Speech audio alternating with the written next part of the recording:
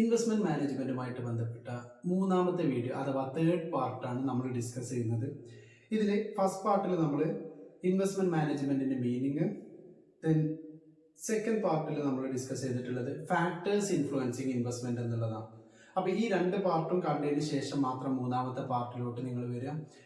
അതുപോലെ ഇനി നമ്മൾ ഡിസ്കസ് ചെയ്യുന്നത് ഇൻവെസ്റ്റ്മെന്റ് മാനേജ്മെന്റ് പ്രോസസ് അഥവാ ഒരു ഇൻവെസ്റ്റ്മെന്റ് എങ്ങനെ നടത്താം, അതിന്റെ പ്രക്രിയകൾ എങ്ങനെ ഏതൊക്കെയാണെന്നുള്ളതാണ് ഈ ഒരു പ്രസന്റേഷനിലൂടെ ഉദ്ദേശിക്കുന്നത്. ഇൻവെസ്റ്റ്മെന്റ് മാനേജ്മെന്റ് പ്രോസസ്, അതിലെ ആദ്യത്തെ പ്രോസസ് എന്ന് പറയുന്നത് ഡിഫൈനിങ് ആൻഡ് ഇൻവെസ്റ്റ്മെന്റ് ഒബ്ജക്റ്റീവ് ആണ്.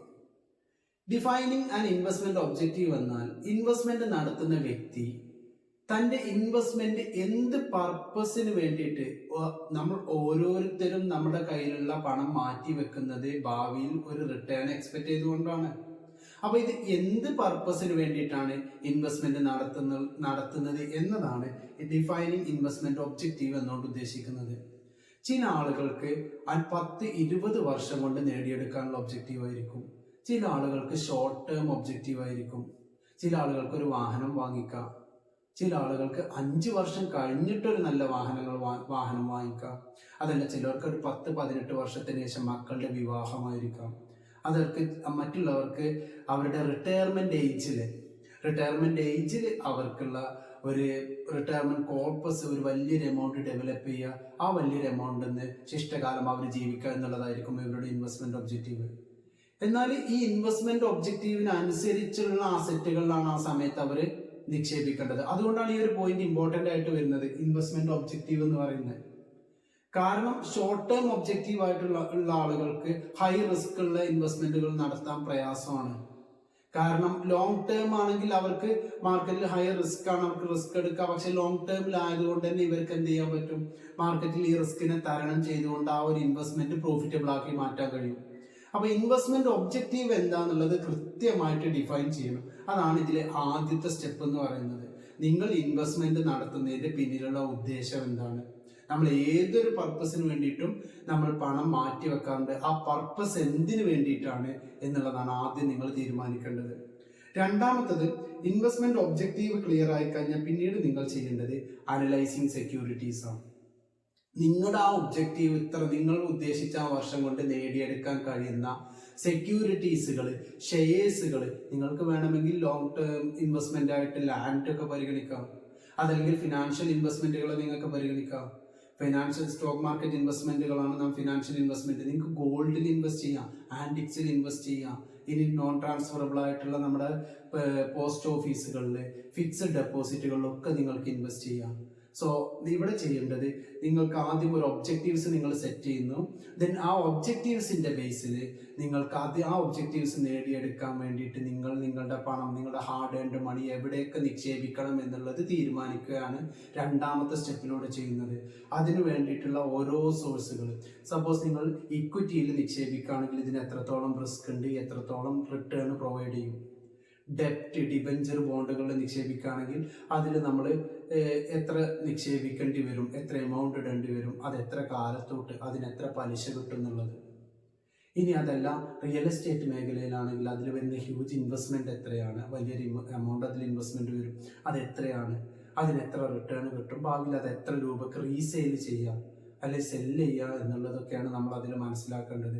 സോ ഒരു ഇൻവെസ്റ്റ്മെന്റിന്റെ വ്യത്യസ്തമായിട്ടുള്ള അവന്യൂസ്, ഓൾട്ടർനേറ്റീവ്സിനെ കുറിച്ചിട്ട്, ഓരോ ഇൻവെസ്റ്റ്മെന്റിനെ കുറിച്ചിട്ട് നിങ്ങളുടെ ഒബ്ജക്റ്റീവ് മുൻനിർത്തിക്കൊണ്ട് ഇവാലുവേറ്റ് ചെയ്യുക.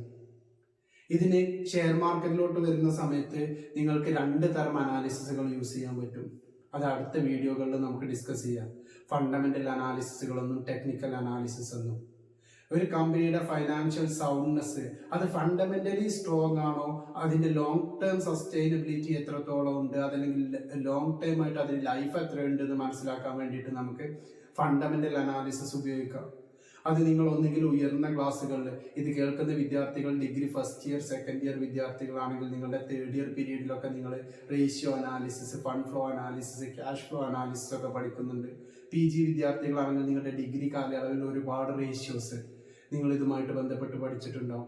ഈ റേഷ്യോസ് എല്ലാം വെച്ചിട്ട് ഒരു കമ്പനിയുടെ ഫിനാൻഷ്യൽ സൗണ്ട്നെസ് അതല്ലെങ്കിൽ ഫിനാൻഷ്യൽ ഹെൽത്ത് എത്ര ഉണ്ടെന്ന് മനസ്സിലാക്കിയിട്ട് ആ കമ്പനികളിൽ നമ്മൾ ഇൻവെസ്റ്റ് ചെയ്യുക. ഇനി മറ്റൊന്ന് നിങ്ങൾക്ക് സെക്യൂരിറ്റി അനാലിസിന് ഉപയോഗിക്കാൻ പറ്റുന്നത് മോസ്റ്റ് ഓഫ് ദ കേസിലും സ്പെക്കുലേറ്റേഴ്സ് ഉപയോഗിക്കുന്ന നമ്മുടെ ടെക്നിക്കൽ അനാലിസിസ്, ചാർട്ടിസ്റ്റ് എന്ന പേരിൽ അറിയപ്പെടുന്ന ടെക്നിക്കൽ അനാലിസിസ്. ടെക്നിക്കൽ അനാലിസിസ് എന്ന് പറയുന്നത് കമ്പനിയുടെ പാസ്റ്റ് പെർഫോമൻസ്, അതായത് നമ്മൾ പറയാറുണ്ട് പാസ്റ്റ് കാര്യങ്ങൾ ഭാവിയിൽ റിപ്പീറ്റ് ചെയ്യാറില്ല എന്ന് പറയുന്നുണ്ട്. എന്നാൽ സ്റ്റോക്ക് മാർക്കറ്റിൽ പാസ്റ്റിലെ ഒരു ഷെയറിന്റെ പെർഫോമൻസ്, അതിന്റെ റിട്ടേൺ പ്രൊവൈഡ് ചെയ്യുന്ന അതിന്റെ stock price movement, past share price മൂവ്മെന്റ്സുകൾ ഫ്യൂച്ചറിൽ റിപ്പീറ്റ് ചെയ്യാനുള്ള ചാൻസുകൾ കൂടുതലാണ്. ആ ചാൻസുകൾ വെച്ചിട്ട് നമ്മൾ അതിന്റെ സപ്പോർട്ട് ലെവല് എത്ര രൂപ വരെ താഴും, അതിന്റെ റെസിസ്റ്റൻസ് എത്ര രൂപ വരെ ആ ഷെയർ ഉയരും എന്നുള്ളത് പ്രെഡിക്റ്റ് ചെയ്ത് പാസ്റ്റിൽ ഇന്ന ലെവൽ എത്തിയപ്പോൾ ആ ഷെയർ താഴ്ന്നിട്ടുണ്ട്, ഇന്ന പ്രൈസ് എത്തിയപ്പം അതൊരു സപ്പോർട്ട് എടുത്തിട്ട് വീണ്ടും ബൗൺസ് ബാക്ക് ചെയ്ത് വന്നിട്ടുണ്ട് എന്നൊക്കെ മനസ്സിലാക്കിയിട്ട് ഒരു സെക്യൂരിറ്റിനെ ഇവാലുവേറ്റ് ചെയ്യാം. ഈ രണ്ട് രീതിയിലും നിങ്ങൾക്ക് ഇവാലുവേറ്റ് ചെയ്യാം. നിർബന്ധമായിട്ട് നിങ്ങൾ മനസ്സിലാക്കേണ്ട ഒരു കാര്യം, ഇവാലുവേറ്റ് ചെയ്യുന്നത് നിങ്ങളുടെ ഒബ്ജക്റ്റീവ്സ്, നേരത്തെ നിശ്ചയിച്ച നിങ്ങളുടെ ഇൻവെസ്റ്റ്മെന്റ് ഒബ്ജക്റ്റീവ്സിന്റെ ബേസിലായിരിക്കണം ഒരു ഷെയറിന് ഇവാലുവേറ്റ് ചെയ്യേണ്ടത്. ഈ ഇവാലുവേഷൻ കഴിഞ്ഞാൽ അടുത്തതായിട്ട് വരുന്നത് കൺസ്ട്രക്ടിങ് എ പോർട്ട്ഫോളിയോ. ഒരു പോർട്ട്ഫോളിയോ എന്ന് പറഞ്ഞു കഴിഞ്ഞാൽ ഒരു സെക്യൂരിറ്റിയിൽ മാത്രം നമ്മൾ, ഒരു ഷെയറിലോ അതല്ലെങ്കിൽ ഒരു കമ്പനിയിൽ മാത്രം ഇൻവെസ്റ്റ് ചെയ്യുകയാണെങ്കിൽ നമുക്ക് അതിന് നമ്മുടെ പോർട്ട്ഫോളിയോ എന്ന് പറയാൻ പറ്റില്ല. പോർട്ട്ഫോളിയോ എന്ന് പറയുന്നത് വ്യത്യസ്ത സ്വഭാവമുള്ള വിഭിന്നമായിട്ടുള്ള സെക്യൂരിറ്റികളിൽ, വ്യത്യസ്ത സെക്യൂരിറ്റിയിൽ നിങ്ങൾ ഇൻവെസ്റ്റ് ചെയ്യുകയാണെങ്കിൽ അതിനാണ് പോർട്ട്ഫോളിയോ എന്ന് പറയുന്നത്. അത് 4, 5, 6 കമ്പനികളിൽ എല്ലാ എമൗണ്ടും കൊണ്ടുപോയിട്ട് ഒരൊറ്റ കമ്പനിയിൽ ഇൻവെസ്റ്റ് ചെയ്യരുത്. നിങ്ങളുടെ എമൗണ്ടിനെ ഡൈവേഴ്സിഫൈ ചെയ്യണം. ഡൈവേഴ്സിഫൈ എന്ന് പറഞ്ഞു കഴിഞ്ഞാൽ നിങ്ങളുടെ കയ്യിലുള്ള നിങ്ങളുടെ ഹാർഡ് ഏൺഡ് മണി വ്യത്യസ്തമായിട്ടുള്ള സെക്യൂരിറ്റികളിൽ നിക്ഷേപിക്കണം. വ്യത്യസ്തമായിട്ടുള്ള സെക്യൂരിറ്റികൾ എന്ന് പറയുമ്പോൾ നിങ്ങൾക്ക് ഗോൾഡിൽ, നമുക്കറിയാം gold price day by day increase ചെയ്യാണ്. നിങ്ങൾക്ക് അതിലൊരു നല്ല റിട്ടേൺ നിങ്ങൾ ആഗ്രഹിക്കുന്നുണ്ടെങ്കിൽ നിങ്ങൾക്ക് ഗോൾഡ്, ഡിജിറ്റൽ ഗോൾഡുകൾ പർച്ചേസ് ചെയ്യുക. ഫോൺ പേ പോലുള്ള ആപ്പുകളിൽ, നിങ്ങളുടെ ബാങ്കിന്റെ ആപ്പുകൾ യൂസ് ചെയ്തിട്ട് നിങ്ങൾക്ക് ഡിജിറ്റൽ ഗോൾഡുകൾ, DG ഗോൾഡ് പർച്ചേസ് ചെയ്യുക. പർച്ചേസ് ചെയ്യുന്ന സമയത്ത് നമ്മൾ വാങ്ങിക്കുന്നത് 24 ക്യാരറ്റ് ഗോൾഡാണ്. തങ്കം എന്ന് പറയും, നമ്മുടെ നാട്ടിൽ കാണുന്ന ഓർണമെന്റ്സ് അല്ല. ഓർണമെന്റ്സ് 22 ക്യാരറ്റ്, 18 ക്യാരറ്റാണ് വരുന്നത്. അതിലല്ല ഇൻവെസ്റ്റ് ചെയ്യുന്നത്. തങ്കം, പ്യുവർ തങ്കമായിട്ടുള്ള 24 ക്യാരറ്റിൽ നിങ്ങൾക്ക് ഇൻവെസ്റ്റ് ചെയ്യാം. ക്ലിയർ ആണ്.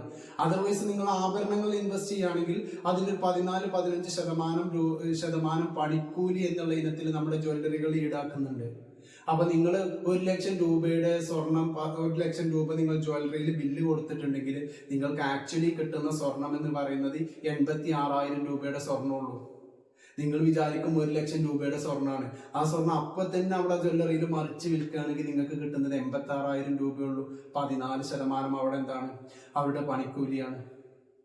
അപ്പൊ നിങ്ങൾ മനസ്സിലാക്കുക, എപ്പോഴെങ്കിലും നിങ്ങൾ 86,000 രൂപ മൂല്യമുള്ള സ്വർണത്തിന് 1 ലക്ഷം രൂപയുടെ 14% കൂടുതൽ ചേഞ്ചസ് വരുന്ന പ്രൈസിൽ ചേഞ്ച് വരുമ്പോൾ മാത്രമേ നിങ്ങളുടെ ആ സ്വർണം പ്രോഫിറ്റബിൾ ആയിട്ടുള്ള ഇൻവെസ്റ്റ്മെന്റ് ആവുള്ളൂ. അപ്പൊ അതുകൊണ്ടാണ് നമ്മൾ പറയുന്നത് 22 ക്യാരറ്റ്, 18 ക്യാരറ്റ് അതിലല്ല ഇൻവെസ്റ്റ് ചെയ്യേണ്ടത്. 24 ക്യാരറ്റ് പ്യുവർ തങ്കം, അതിൽ പ്യുവർ ഗോൾഡിലാണ് നിങ്ങൾ ഇൻവെസ്റ്റ് ചെയ്യേണ്ടത്. നിങ്ങൾക്ക് ഗോൾഡ് ഒരു ഇൻവെസ്റ്റ്മെന്റ് സോഴ്സ് ആയിട്ട് കണക്കാക്കാം. ഇനി നിങ്ങൾക്ക് വേണമെങ്കിൽ പോസ്റ്റ് ഓഫീസ് ഒരു ഇൻവെസ്റ്റ്മെന്റ് സോഴ്സ് ആയിട്ട് കണക്കാക്കാം. അതല്ലാന്നുണ്ടെങ്കിൽ നിങ്ങൾക്ക് റിയൽ എസ്റ്റേറ്റ് മേഖലയിൽ ഒരു ഇൻവെസ്റ്റ്മെന്റ് സോഴ്സ് ആയിട്ട് നിങ്ങൾക്ക് കണക്കാക്കാം. അതേപോലെ തന്നെ ഷെയർസ്, ഡിബഞ്ചേഴ്സ്, ബോൺസ്, എല്ലാം ETF-കൾ, ഇതിലൊക്കെ നിങ്ങൾക്ക് ഇൻവെസ്റ്റ് ചെയ്യാം. മ്യൂച്വൽ ഫണ്ടുകൾ നല്ലൊരു ഇൻവെസ്റ്റ്മെന്റ് സോഴ്സ് ആണ്. മ്യൂച്വൽ ഫണ്ട് ബിഗിനേഴ്സിനെ സംബന്ധിച്ചിടത്തോളം ഏറ്റവും നല്ലൊരു സേവിങ് ഹാബിറ്റ് കൾച്ചർ ചെയ്യാൻ, അത് നെർച്ചർ ചെയ്യാൻ ഏറ്റവും നല്ലൊരു ഇൻവെസ്റ്റ്മെന്റ് സോഴ്സ് ആണ് ഈ പറയുന്ന മ്യൂച്വൽ ഫണ്ടുകൾ. മ്യൂച്വൽ ഫണ്ടിൽ നിങ്ങൾക്ക് എന്ത് ചെയ്യാം, ഇൻവെസ്റ്റ്മെന്റ് നടത്താം. എനിവേ നിങ്ങൾ ഏതിൽ ഇൻവെസ്റ്റ് ചെയ്യുകയാണെങ്കിലും ഏതെങ്കിലും ഒന്നിൽ നിങ്ങളുടെ എല്ലാ എമൗണ്ടും ഇൻവെസ്റ്റ് ചെയ്യുന്നതിന് പകരം ഈ വ്യത്യസ്തമായിട്ടുള്ള സെക്യൂരിറ്റികളിൽ, വ്യത്യസ്തമായിട്ടുള്ള അസറ്റ് ക്ലാസ്സുകളിൽ, ഇൻവെസ്റ്റ്മെന്റ് അവന്യൂസുകളിൽ നിങ്ങൾ ഇൻവെസ്റ്റ് ചെയ്യുന്നതിനെയാണ് എന്തെന്ന് പറയുന്നത്, പോർട്ട്ഫോളിയോ ഇൻവെസ്റ്റ്മെന്റ് എന്ന് പറയുന്നത്. നിങ്ങളുടെ കയ്യിലുള്ള എമൗണ്ട് വ്യത്യസ്തമായിട്ടുള്ള സെക്യൂരിറ്റികളിൽ നിക്ഷേപിക്കുന്നതിനെയാണ് പോർട്ട്ഫോളിയോ ഇൻവെസ്റ്റ്മെന്റ് എന്ന് പറയുന്നത്. അപ്പൊ നിങ്ങളുടെ ഒരു ഒബ്ജക്റ്റീവ്സ് നിങ്ങളുടെ മനസ്സിലുണ്ടാവും. അതുമായിട്ട് ബന്ധപ്പെട്ട് നിങ്ങൾ കുറേ സെക്യൂരിറ്റീസുകൾ അനലൈസ് ചെയ്തിട്ടുണ്ടാവും. എന്നിട്ട് എല്ലാ എമൗണ്ടും ഒരൊറ്റ സെക്യൂരിറ്റിയിൽ നിക്ഷേപിക്കുന്നതിന് പകരം നിങ്ങൾ അനലൈസ് ചെയ്ത് നിങ്ങൾക്ക് സ്യൂട്ടബിൾ ആണെന്ന് തോന്നുന്ന കുറേ സെക്യൂരിറ്റികളിൽ ആ എമൗണ്ട് എന്ത് ചെയ്യുക, നിങ്ങൾ കൊണ്ടുപോയിട്ട് നിക്ഷേപിക്കുക. അതിനെയാണ് നിങ്ങളുടെ പോർട്ട്ഫോളിയോ എന്ന് പറയുന്നത്. ഇതിന്റെ അൾട്ടിമേറ്റ് എയിം എന്ന് പറയുന്നത്, പോർട്ട്ഫോളിയോ ഇവിടെ ബിൽഡ് ചെയ്യണം എന്ന് പറയുന്നതിന്റെ പിന്നിലുള്ള ഉദ്ദേശം എന്ന് പറയുന്നത് ബേസിക്കലി റിസ്ക് ഡൈവേഴ്സിഫിക്കേഷൻ ആണ്. റിസ്ക് കുറച്ച് കൊണ്ടുവരിക എന്നുള്ളതാണ് പോർട്ട്ഫോളിയോ കൺസ്ട്രക്ട് ചെയ്യുന്നതിൻ്റെ പിന്നിലുള്ള ഉദ്ദേശം. നിങ്ങൾക്ക് നിങ്ങളുടെ ഡിമാറ്റ് അക്കൗണ്ട്, ട്രേഡിംഗ് അക്കൗണ്ടിലൊക്കെ നിങ്ങൾക്ക് കാണാൻ പറ്റും യുവർ പോർട്ട്ഫോളിയോ എന്ന് പറയുന്നത്. അതിൽ നിങ്ങൾ മൊത്തം ഇൻവെസ്റ്റ് ചെയ്തിട്ടുള്ള share, mutual fund, debenture, bond എല്ലാത്തിൻ്റെയും ഒരു കൂട്ടത്തിനെയാണ് പോർട്ട്ഫോളിയോ എന്ന് പറയുന്നത്. അപ്പോൾ നിങ്ങൾ പോർട്ട്ഫോളിയോ കൺസ്ട്രക്ട് ചെയ്യുക എന്നുള്ളതാണ് മൂന്നാമത്തെ സ്റ്റെപ്പായിട്ട് പറയുന്നത്. ദെൻ കൺസ്ട്രക്ട് ചെയ്ത് വെച്ചാൽ മതിയോ?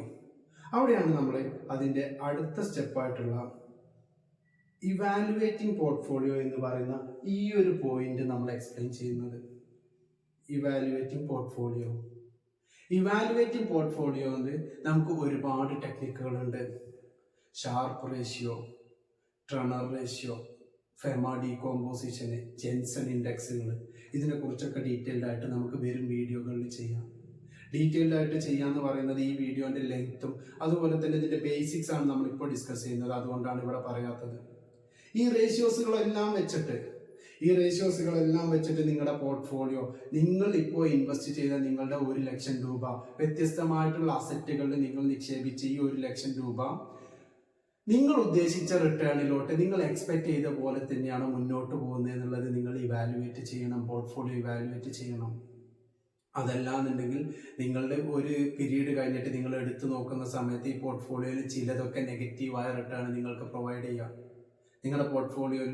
അപ്പോൾ നമ്മൾ ഇവിടെ വെച്ചിട്ടാണ് നമ്മൾ ഇൻവെസ്റ്റ് ചെയ്ത ഓരോ സെക്യൂരിറ്റീസിനെയും അതിൻ്റെ മെറിറ്റിൽ നിന്നുകൊണ്ട് ഇത് എത്ര ശതമാനം, നമ്മൾ എക്സ്പെക്ട് ചെയ്തത് എത്ര, ആക്ച്വലി കിട്ടിയത് എത്ര എന്നുള്ളത് കൃത്യമായിട്ടും ഓരോ സെക്യൂരിറ്റിൻ്റെതും ഇവാലുവേറ്റ് ചെയ്യുന്നത്. ഇതൊക്കെ നിങ്ങളുടെ ആപ്പുകൾ ഇതിന് അവൈലബിൾ ആണെന്ന്. ഇത് നമ്മൾ ഫിസിക്കലി നമ്മൾ പറയുമ്പോൾ പറയാന്നുള്ളൂ. അതായത് ഇവാലുവേറ്റിംഗ് ദ പോർട്ട്ഫോളിയോ നിങ്ങൾ നോക്കണം, ഇതിൽ ലാഭം എത്ര ഉണ്ട്, ലാഭത്തിൽ ഏതൊക്കെയാണ്, നഷ്ടത്തിൽ എത്രയാണെന്നുള്ളത്. അപ്പോൾ നിങ്ങൾ ആദ്യം ചെയ്തത് ഒബ്ജക്റ്റീവ്സ് സെറ്റ് ചെയ്തതിന് ശേഷം ആ ഒബ്ജക്റ്റീവ്സിനനുസരിച്ച് നിങ്ങൾ സെക്യൂരിറ്റി കണ്ടെത്താൻ വേണ്ടിയിട്ട് ഒരുപാട് സെക്യൂരിറ്റികൾ അനലൈസ് ചെയ്തതിന് ശേഷം നിങ്ങളൊരു പോർട്ട്ഫോളിയോ കൺസ്ട്രക്ട് ചെയ്തു.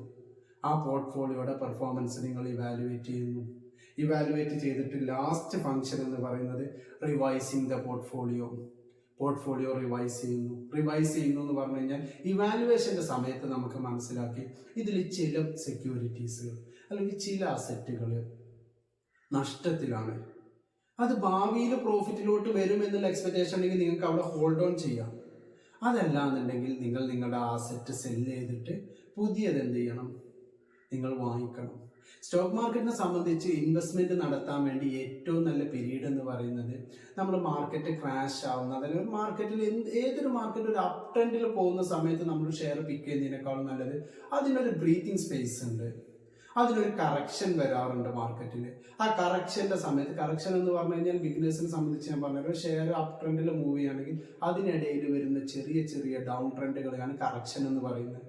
മാർക്കറ്റ് കറക്റ്റ് ചെയ്തു, എപ്പോഴും നമുക്ക് ഒരു പാരബോളിക് മൂവ്മെന്റ് മാർക്കറ്റിൽ എക്സ്പെക്ട് ചെയ്യില്ല. ഒരു അപ്പ് ആൻഡ് ഡൗൺ മൂവ്മെന്റേ ഉള്ളൂ market. Wave like rhythm market follow ചെയ്യുന്നുണ്ട്. ആ വേവിൽ ഡൗൺ വരുന്ന സമയത്ത് നിങ്ങൾക്ക് പർച്ചേസ് ചെയ്യാം. അപ്പോൾ നിങ്ങൾ ഇവിടെ ചെയ്യേണ്ടത് നിങ്ങളുടെ പോർട്ട്ഫോളിയോ ഇവാലുവേഷന്റെ ബേസിൽ ലാഭത്തിലുള്ള സ്റ്റോക്കുകൾ, അതിനി ലാഭത്തിലാവുകയാണെങ്കിൽ അതിലോട്ട് നിങ്ങൾക്ക് കൂടുതൽ അഡീഷൻ നടത്താം. കൂടുതൽ ഷെയർസ്, സ്റ്റോക്സുകൾ, മ്യൂച്വൽ ഫണ്ട് യൂണിറ്റുകളാണെങ്കിൽ നിങ്ങൾക്ക് പർച്ചേസ് ചെയ്യാം. ഇനി അതല്ല, നിങ്ങൾ നഷ്ടത്തിലുള്ള ഷെയർസ് ആണെങ്കിൽ അതിന് നിങ്ങൾക്ക് ഭാവിയിൽ ഇതൊരു ചാൻസും ഇല്ല, ഭാവിയിൽ ഇത് ലോസിലോട്ട് തന്നെയാണ് പോകുന്നത്. കമ്പനിയുടെ ഓവറോൾ ട്രെൻഡ്, മാനേജ്മെന്റ് ഇതിനൊരു തരത്തിലും രക്ഷപ്പെടാൻ കഴിയില്ല എന്നുണ്ടെങ്കിൽ നിങ്ങൾക്ക്, അതായത് കഴിയില്ല എന്നുള്ളത് തീരുമാനിക്കുന്നത് നിങ്ങളുടെ ആ ഇൻവെസ്റ്റ്മെന്റ് പീരീഡിനുള്ളിൽ, നിങ്ങളുടെ ആ ഒബ്ജക്റ്റീവ് അച്ചീവ് ചെയ്യാനുള്ള പീരീഡിനുള്ളിൽ കഴിയില്ല എന്നുണ്ടെങ്കിൽ നിങ്ങൾക്ക് ആ ഫണ്ട് സേഫ് ആയിട്ടുള്ള, സെക്യൂർ ആയിട്ടുള്ള ഒരു അസറ്റിലോട്ട് എന്ത് ചെയ്യാൻ കഴിയും, മാറ്റാൻ വേണ്ടി കഴിയും. അപ്പോൾ ഇത്രയാണ് ഇൻവെസ്റ്റ്മെന്റ് മാനേജ്മെന്റ് പ്രോസസ്സ്. നമ്മുടെ തേർഡ് വീഡിയോ ആണ്. തേർഡ് വീഡിയോയിൽ ഇതിലെന്തെങ്കിലും കമന്റ്സ് ഉണ്ടെങ്കിൽ നിങ്ങൾ അറിയിക്കണം, താഴെ കമന്റ് ബോക്സിൽ രേഖപ്പെടുത്തണം. ഇതിൽ നമ്മൾ ഇൻവെസ്റ്റ്മെന്റ് പ്രോസസ്സ് പറഞ്ഞിട്ടുള്ളത്, first one defining investment objectives, രണ്ടാമതായിട്ട് പറയുന്നത് analysing security, then constructing portfolio, evaluating portfolio and revising the portfolio.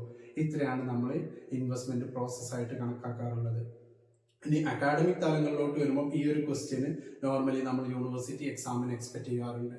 Investment എന്താണെന്നുള്ളത് ഫസ്റ്റ് പാർട്ടിൽ നമ്മൾ ഡിസ്കസ് ചെയ്തു, അതിൻ്റെ ഒബ്ജക്റ്റീവ്സ്, അങ്ങനെ പ്രധാനപ്പെട്ട പാർട്ടുകൾ മാത്രം നമ്മൾ ഈ ഒരു വീഡിയോകളിൽ ഡിസ്കസ് ചെയ്തു പോകുന്നത്. അപ്പോൾ ഈ വീഡിയോനെ കുറിച്ചുള്ള സംശയങ്ങളും കാര്യങ്ങളും ഉണ്ടെങ്കിൽ നിങ്ങൾക്ക് താഴെ കമൻ്റായിട്ട് രേഖപ്പെടുത്താം. നിങ്ങളുടെ കമൻറ്റിന് കഴിയുന്ന രീതിയിൽ നമ്മൾ റിപ്ലൈ ചെയ്തു വരുന്നതാണ്. Okay, thank you.